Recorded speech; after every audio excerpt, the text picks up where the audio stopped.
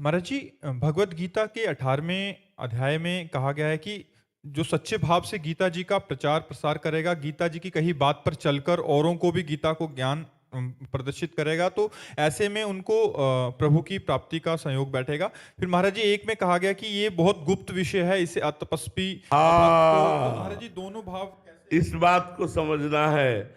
जो तपस्वी नहीं है, जो श्रद्धालु नहीं है, जो भक्त नहीं है, जो आस्तिक नहीं है, भगवान ने मना किया है ऐसे को उपदेश नहीं तो करना। हम कैसे पहचाने कि कौन भक्त है कौन अभक्त है? हमारी बुद्धि तो इतनी वैसे क्षमता नहीं। शास्त्रीय बात जो है कि जब कोई हमसे पूछे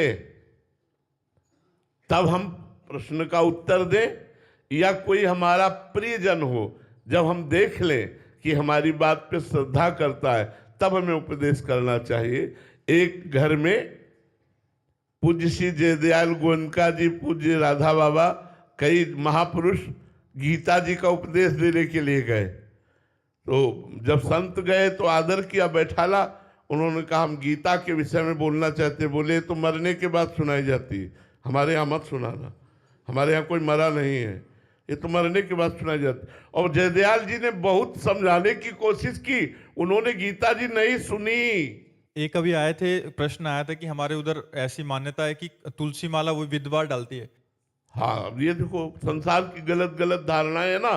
तो हमें लगता है कि जो श्रद्धालु हो, आस्तिक हो, आपका श्रद्धा करता हो, आपकी बात पर श्रद्धा करता हो और सुनना चाहता हो, ना सुनने वाले को नहीं सुनाना चाहिए। जो सुनना नहीं चाहता उसे नहीं सुनाना चाहिए। सुनना चाहता हो ऐसों को भगवत उपदेश करना चाहिए, ऐसों को नाम का उपदेश करना चाहिए, ऐसों को गीता जी का उपदेश कर। अश्रद्धालु को सुनाने से कोई फर्क नहीं पड़ेगा, आपका उपहास ही होगा, कोई उससे लाभ नहीं मिलेगा। तो जो श्रद्धालु हो, देखो भगवान ने स्वयं गीता जी तब तक उदय नहीं की अपनी वाणी से जब तक अर्जुन रथी बनकर बैठे रहे। जब नीचे उतरे, भगवान के चरणों में गिरे और कहा मैं आपका शिष्य हूं। कहा कार्पण्य दोषो प्रहत स्वभावा प्रच्छामिताम धर्म सम्मूढ़ चेता। इसी श्लोक में कहा है शिष्यस्तेहम साधिमाम त्वाम प्रपन्नम, मैं शिष्य भी हूं। फिर आगे एक और बात कही, प्रपन्नम, मैं आपका शरणागत भी हूं, आपको समर्पित हूं और आपका शिष्य हूं। अब इस समय में मेरी बुद्धि निर्णय नहीं कर पा रही कि क्या करना चाहिए क्या नहीं करना चाहिए। कार्पण्य दोषो प्रहत स्वभावा, मेरा स्वभाव बदल चुका है। जो वीर स्वभाव था वो दैन्यता में आ रहा है, मेरा शरीर कांप रहा है। हे प्रभु, श्रेय क्या है, मेरा कल्याण किस में होगा, अब मैं ये नहीं जानता। इसलिए आप कृपा करके, मैं आपका शिष्य हूं, आपका शरणागत हूं। तब भगवान ने गीता जी शुरू की है। तो या तो शिष्य हो, शरणागत हो, या श्रद्धालु हो, सुनना चाहता हो, उसी को देना चाहिए। कई सामानों की पन्नों में जैसे सामान दे दी, उसको देखा गया तो गीता जी मिली, गीता जी का वो पेज मिला, इसका मतलब रद्दी कागज में बेच दी गई गीता जी।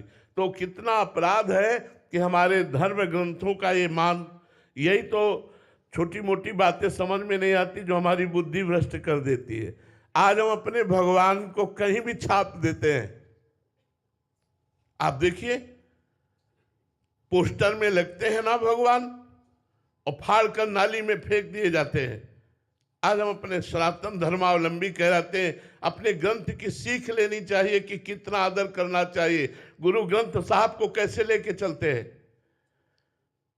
आगे जल छिड़का जाता है, बुहारी लगाई जाती है, अस्त्र शस्त्र से सुसज्जित करके, छत्र से सुसज्जित करके, सर पे रख करके उनकी जय जयकार करते हुए जब उनका स्वाध्याय किया जाता है तो चवर जुलाया जाता है। हाथ जोड़कर खड़े होकर के गुरुवाणी का, गुरु ग्रंथ साहब का हमें शिक्षा लेनी चाहिए। हमें इस बात से शिक्षा लेनी चाहिए कि अपनी गुरुवाणी को, अपने धर्म ग्रंथ को कैसे सम्मानित किया जाता है। अगर ये बात देखनी है तो आप देखिए, जहाँ हमारे सिख भाईजन आराधना करते हैं उन स्थानों पर जाकर के देखिए कैसी गुरुवाणी का आदर, हृदय बलियार हो जाता है।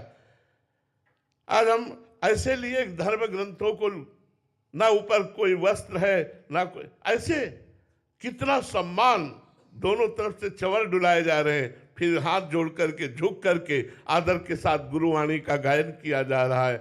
इसलिए हमारी प्रार्थना है कि हम गीता जी साक्षात भगवान की वाणी है, परम गुरु जगत गुरु की वाणी है। जो श्रद्धा रखता है, जो सुनना चाहता है, जो शरणागत है, जो शिष्य है, उसी को उपदेश करना चाहिए। सबके ऊपर रंग भी नहीं चढ़ेगा, क्योंकि शुरुआत ही श्रद्धा से होती है। अगर श्रद्धा नहीं है, विश्वास नहीं है, तो हमारा सारा उपदेश निष्फल जाएगा, व्यर्थ जाएगा और उपहास के हम पात्र बनेंगे। इसलिए भगवान ने मना भी किया है कि ऐसे को न सुनाया जाए।